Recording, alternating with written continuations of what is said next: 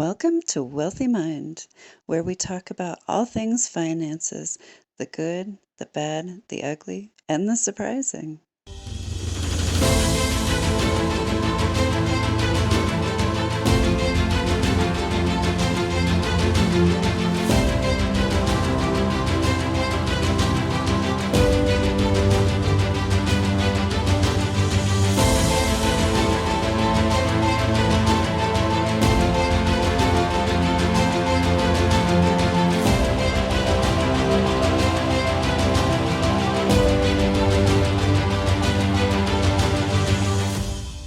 Welcome to Wealthy Mind. I am your host, Misty Rose Gold, International Success Coach. And here at Wealthy Mind, we love to help you create and maintain a wealthy mind. And today I have with me Austin. Hi, Austin. Hi, Misty. Thank you for having me. You are so welcome. I'm excited to have this conversation. It is the hot conversation of the year, AI. Yeah. I think everybody's getting tired of those two letters.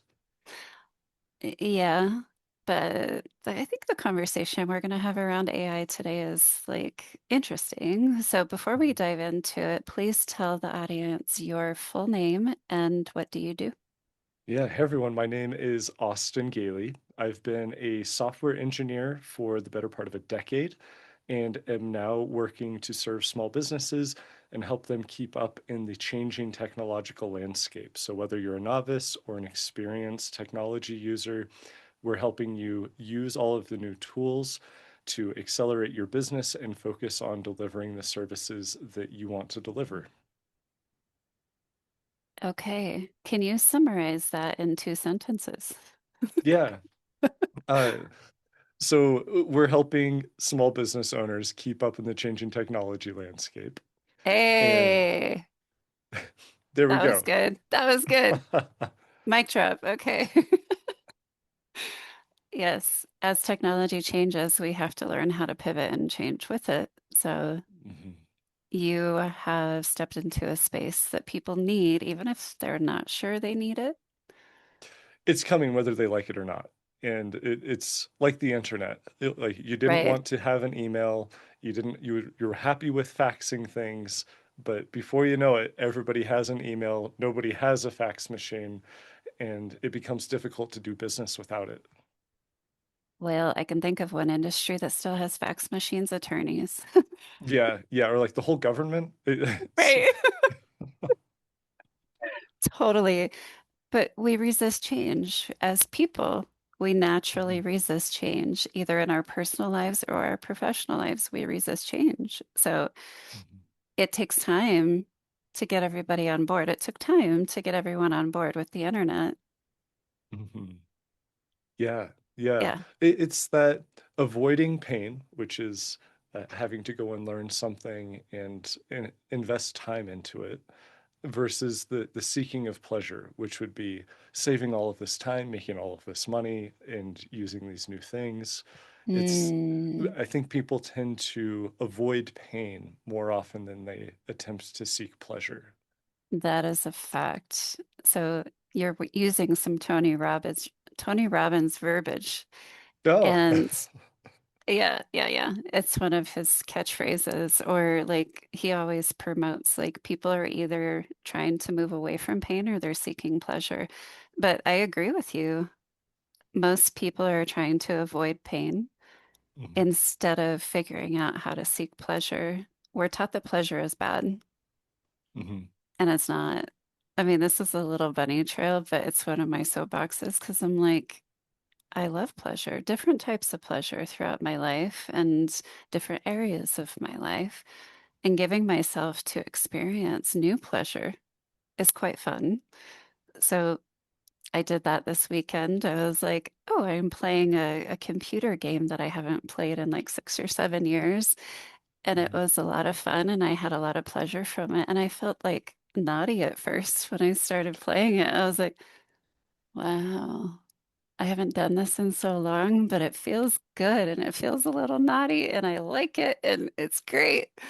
And then I got over it. Like it was fine. mhm. But I'm one of those unique individuals that is like, No, I'm seeking pleasure from every part of my life every single day. So let's not run away from pain because it's a natural part of the process. But I do run away from technology. Yeah. Yeah. Unless That's it's a one computer game. area. It, Exactly. That is one area. And that's why I pay people to help me with technology because I'm like, no, it's too painful, way too mhm, painful. I'm from an era where it is way too painful. So I am just going to hire somebody instead of breaking my brain. I'm going to mhm. hire somebody to help me build the tech that I need built for my business. Yeah, yeah. It's interesting. We're almost to the point where you don't even need the technical know-how. You can just say what you want from the technology and it'll do it for you. So whether that's creating applications or that's setting up an autonomous agent, Claude Cowork only came out a couple of weeks ago and it's completely Mhm. changing the game. You can attach all of your different apps to it and then it can perform tasks just by prompting it. Um, That's so wonderful. I don't even want to prompt it. That's why I hire people. I'm like, no, you guys prompt it. You guys tell it to create a workflow and an email campaign for me. I don't want to mhm. touch it. Yeah, yeah. It'll be interesting when it gets easier to tell the computer what you want it to do rather than trying to convince people, like trying to get them focused on this is the outcome I'm trying to achieve, and reiterating that. I'm good. I'm good with it. So I know my Yeah. strengths. I know my strengths. I know my weaknesses. And this is why we pay people to help us with our weaknesses, right? So Hmm. I I want to bring that to the fore conversation because you do have DIY stuff that's coming out for people. You have consulting, you have this beautiful funnel that you have for your business that's in process, and some of it's already done. But let's not talk other people out of paying for your services because there are plenty of people like me over 40 that don't want to touch it. Yeah. Yeah. So please don't talk yourself out of a potential client. Yeah. Yeah. Mhm. Yeah. So let's dive into our topic for today. Not automating your business could be costing you. Hmm. Yeah. Well, business is becoming more difficult day by day. You have a landscape where you're either you're creating ads and getting leads that way, or you're having to do other more traditional methods of either door knocking, farming with like paper resources, things of that nature in order to get those leads. So For networking. yeah, from networking, all of those. Hmm. And and so what that means is the cost of business is doing up. The cost of having your websites and your lead nurture, getting all of your proposals out there, and then getting all of those closed. Uh, these new tools are enabling people to do that automatically. And so where it did take somebody 10 hours to do a whole bunch of that. Now somebody with a tool is doing that in like 5 minutes or less. Hmm. And so that shifts the market. It Hmm. makes it more expensive and more difficult to run a business without the tools than if you bring them on. Not to mention, it's removing a lot of the stuff we don't want to do. So qualifying leads, nurturing them, doing regular outreach, sending all of the confirmation emails that Hmm. and you already have a lot of this set up, Misty. It's Hmm. great to see that. And I'm sure that's helped you a lot to make sure people show up to events or reschedule with plenty of time to get that all done. But Yes. And my tech team set it all up for me. I said, here's what I want, go do it. And they did. And I mhm, don't care how they got there. If they did it through AI, if they did it manually, don't care. So right. it saves me time. Time is the most precious resource that we have. Hmm. And it Right. allows me to focus on activities that I love. Hmm. So it's different in my world because, like, let's say I'm doing a complimentary session, strategy session for somebody. I have the AI tech, or not the AI, but I have the tech built out for that. Hmm. Now, when it comes to my private clients, I like to send them personal reminders that aren't tech generated. So it gives that little bit of warmth and that personal touch. But all of the other stuff, like for my podcast, all of the meetings for my podcast, that's all on automation. Hmm. There are different layers to my business, but I still do, for my private clients, I do take that personal touch very close to my heart and I keep it there. I don't Hmm. want to automate those because it takes some of the warmth away. Right, right. There's a place for a human in the loop, is what we Mm, call it in the tech space. And mm, it's going to be a long, long time, if ever, that that component ever goes away. But mm. where we can identify where we need a human in the loop and where we don't need a human in the loop is where that opportunity lies. So, for example, all the components where it is automated for you, if you were Mhm. to do those emails, it would take you maybe between 2 and 5 minutes to write each email.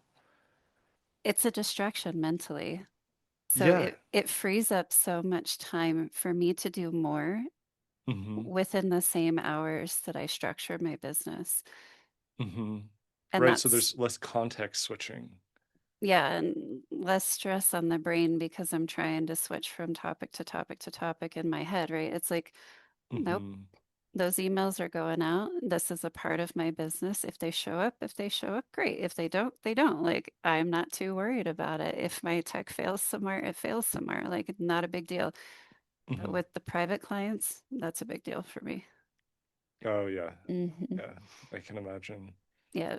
So it just it enables me to do more, but not Hmm. work more hours.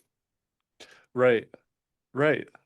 It becomes necessary in order to amplify your own impact. Hmm.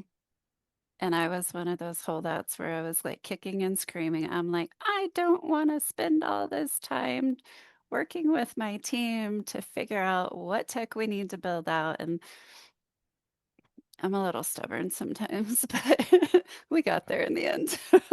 Yeah. Well, you always want to be careful when you're course correcting a moving ship because Mm, moving too quickly is how you hit an iceberg.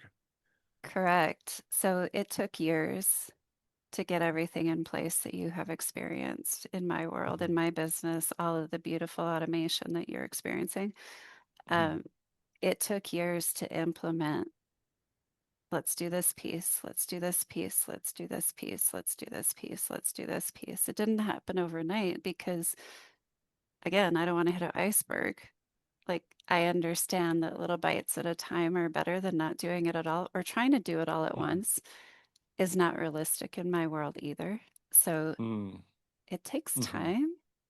Like, you can't expect yourself to do it all overnight. And I think that's probably a big part of the holdback for people these days is that they're Hmm. like, oh, if I implement AI, I have to eat the entire elephant all at once. Hmm. Yeah, yeah. Well, and that's where it really becomes like, do you want a transformation partner that can make it happen very rapidly? Or do you want to do it yourself and figure out how to add each component and build Mm, on that over time? mm. So I think I'm like middle of the ground as far as like, am I willing to use automations? Am I willing to let people just whatever run it through AI if they need to? Yes, I Hmm. am, but I'm not 100% on the heavy tech side. But I'm Hmm. also not the holdout that's like, I'm never using AI, I'm never using technology, I'm gonna do it the old-fashioned way, right? You understand what I'm saying. Like Hmm. there's different brackets of where people fall. And this is what happened when the web came out and when Hmm. computers came out and when cell phones came out and like I just want to call people. I don't want to be on a cell phone. It's the same. Hmm. And there are people that have just embraced every part of it and they're like, let's go. Hmm. I'm in the middle. Yeah, yeah. Well, it's let's call it the Apple approach. You may not be the first, but when you get there, you will be the best. Aw, I like that. That's very sweet. Yeah, that's the benefit of moving slow is you get to methodically think out where do I want to introduce these things rather than Hmm.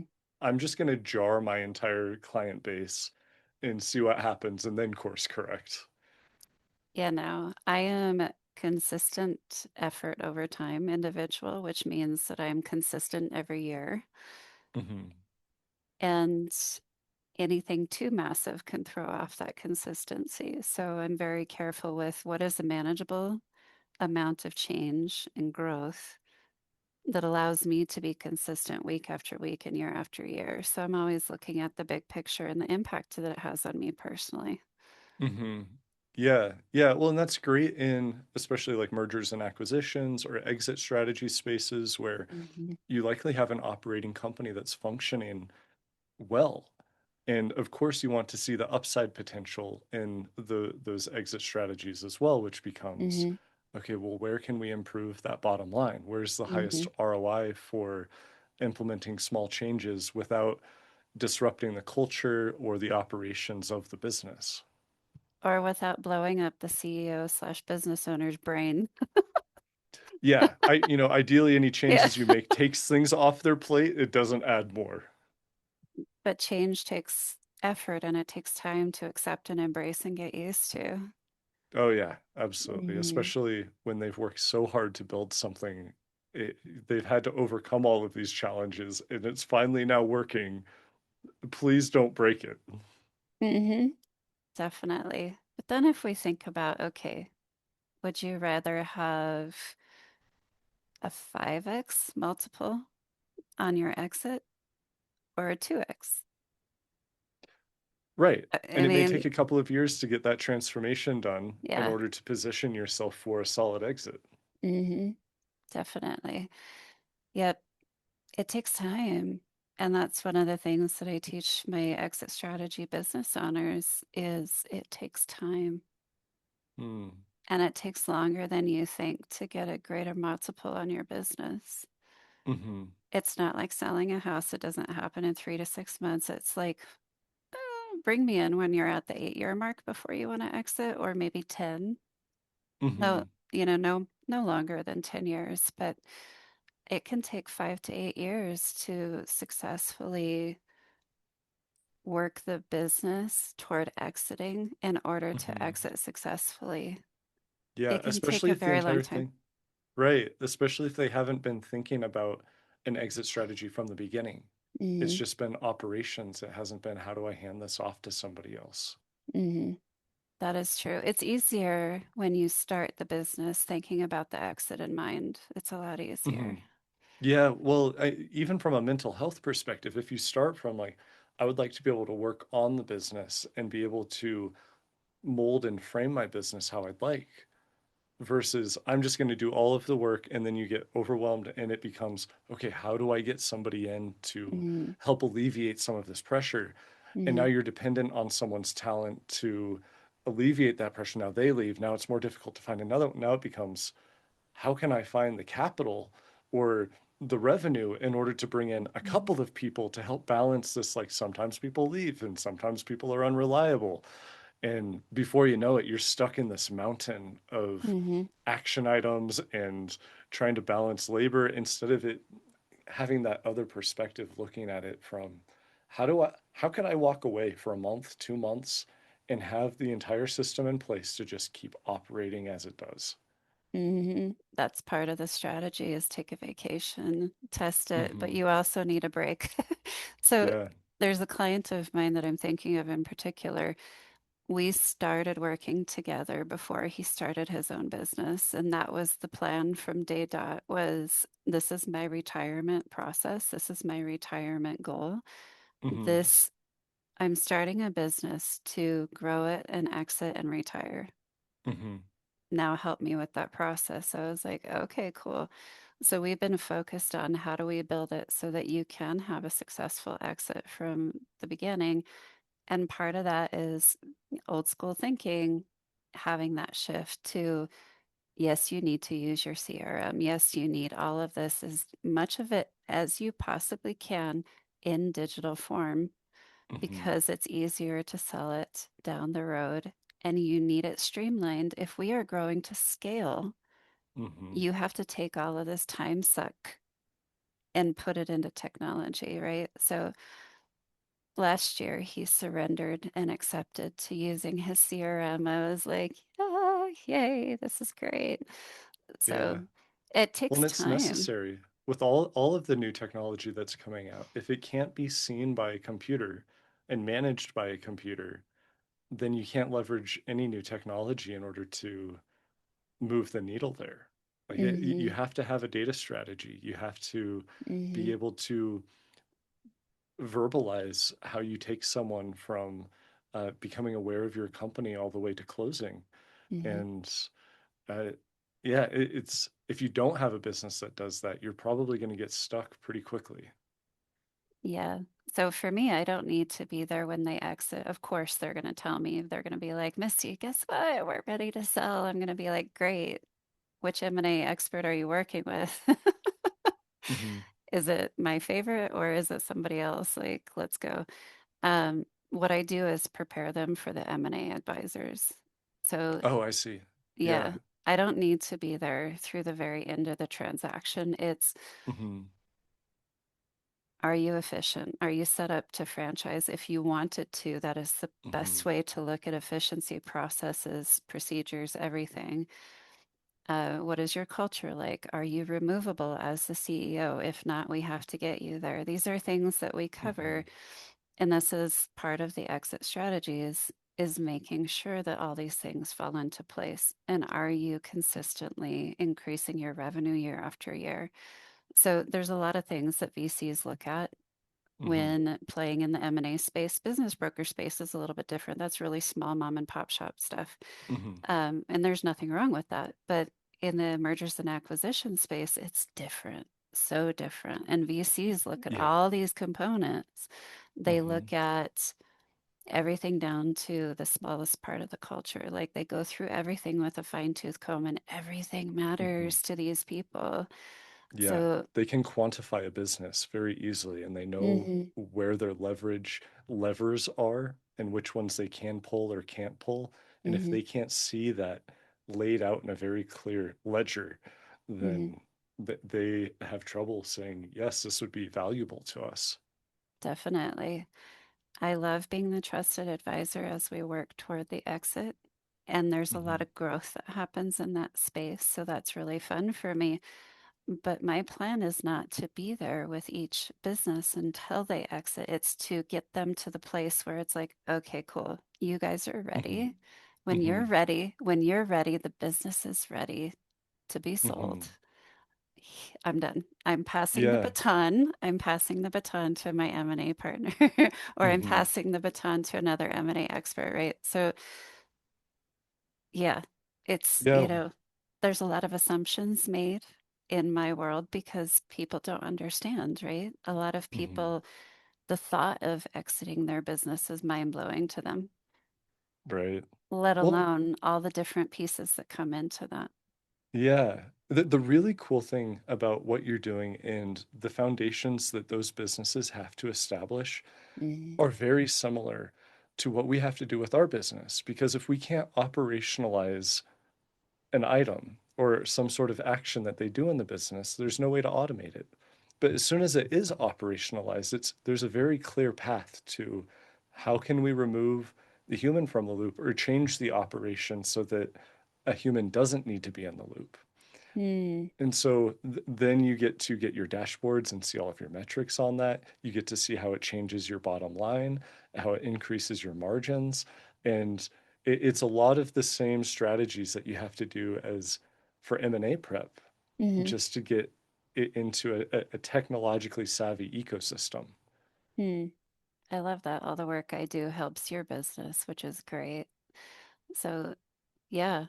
And I know VCs are going to be looking at more and more of like, how much tech are you using? Do you have in-house tech? Did you have custom software created? If it's a big enough business, they should.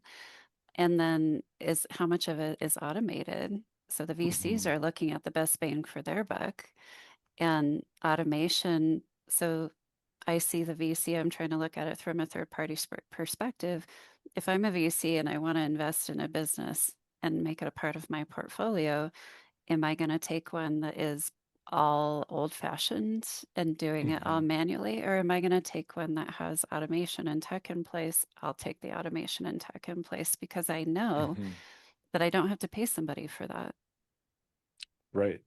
Right. It's not just the CEO that becomes the bus factor. It's the entire uh, company staff, Mm, right? Because sometimes when you purchase a company, people were there for the CEO. They were following the leader in that mm-hmm, situation. And when the mm-hmm. leader leaves, especially when it's a strict VC or somebody coming in and wants to change everything quickly, you could lose all of that stuff very rapidly. And then how do you sustain the business after that? So VCs are more strategic than somebody buying up a small business with a business broker. Hmm. They like to keep the CEO on Hmm. for 6 months to a year to a couple years afterward to make sure it's a Yeah. smooth transition. Yeah, yeah, of course, there's still plenty of strategies that they employ to mitigate all of those risks. Yeah, Um, not on the business broker s- side. Like it oh, can they're be, just buying stuff and like, yeah, good luck. It's an absentee owner and you'll never see them again. pretty much. And because they don't take that strategy, Hmm.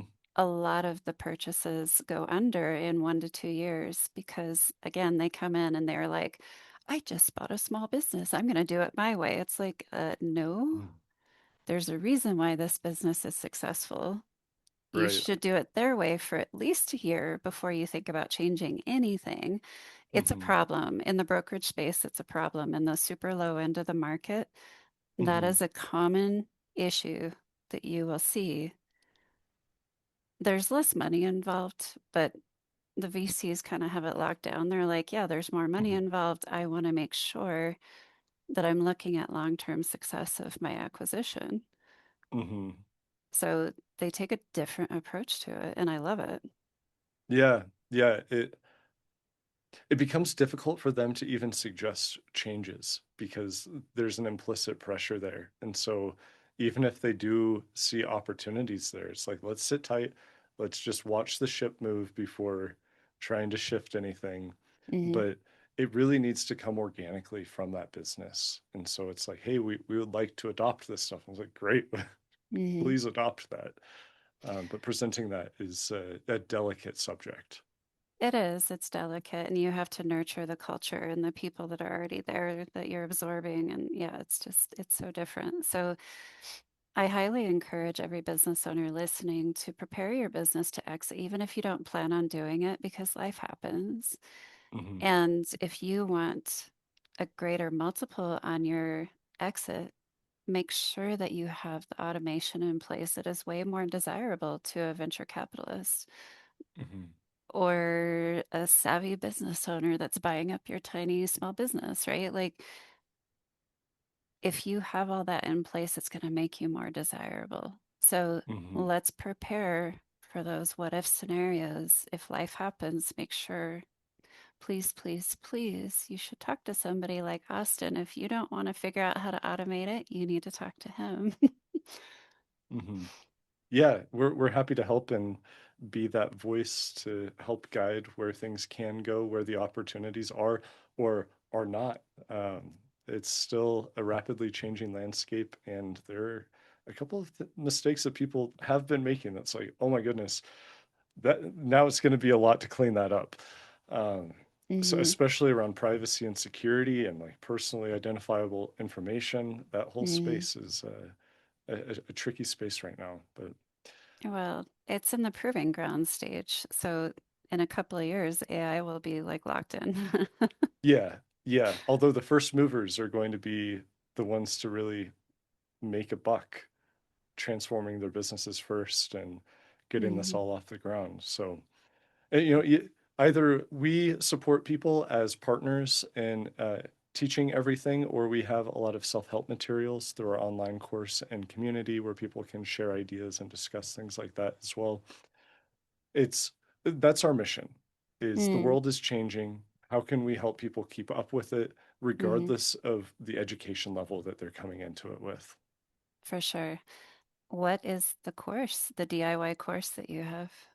Yeah, so our free course is with Learn to Launch AI, and it is a part of our free community, and it is intended to bring people from zero AI knowledge, not even really understanding how to explain the word AI to someone, and make them a 10x operator of the technology. So we teach and give out a whole bunch of prompting templates. We give the best strategies for prompting.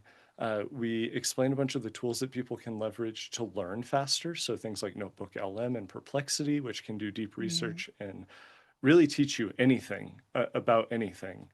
And then we provide some other tools like creating graphics and icons and doing data analysis, really enabling people with a whole bunch of, uh, we're essentially handing out all the resources to just plug in your data and run with it. We want people to have a toolbox to be enabled to leverage this technology with as little friction as possible. I love that you're offering that for the DIYers. Hmm. That's Yeah. really great. And I know you have other options available for people that are like, oh, that's cool that you're offering that free course, but I don't want to. I want more hand holding. So I know you have stuff available for that. Yeah, of course, we want to offer the more in-depth experience for people as well. People that want to dive deep into the tech, learn how to do video creation with AI, whether that's voice cloning or digital twins, so cloning yourself, or learning how to use automation tools like Zapier, Make, N8N, or even really the capstone to our course is teaching people how to leverage Go High Level as a platform, which is an Mm. incredible platform that's growing right now. It's an all-in-one CRM, AI agent, lead nurture, social media manager, and we provide snapshots to that platform. So out of the box, you could just configure it with your business information and all of the automations, all of that is just ready to go and launch your business. So we teach how to do all of that, how to launch all of that, how to get the snapshot in place so that you can just run and focus on building your business. Hmm. I love that you specialize in helping people use that one platform, Go High Level. Didn't they just recently change their name? Is it just, it's still, the domain is still Go High Level, but typically people just call it High Level. I don't know. What name did you hear? Yeah, I heard high level that it was Go High Level and now it's high level. I'm like, whatever. It's, But yeah. so any of our listeners that are using that platform and you want help with it, please reach out to Austin. He is a wealth of knowledge, you guys. Like he has a lot of background in technology and super smart. Definitely the expert in his space. I get to meet a lot of people, and I was impressed with Austin's knowledge and just who he is as a person when we first met. So you're in good hands and reach out, like, or even just check out his DIY course. Like, start there. Yeah. Thank you, Misty. I appreciate you having me on today. And Hmm. it's always fun to talk about this stuff. So, Yeah. Thank you for a great conversation. I had no idea where it was going to end up, but here we are. yeah. Yeah. Definitely. So, what is the website? What is your web address? Yeah. So it's learntolaunch.ai. And to get to the community, it's just learntolaunch.ai/free dash community. And it'll Hmm. take you right to our page there.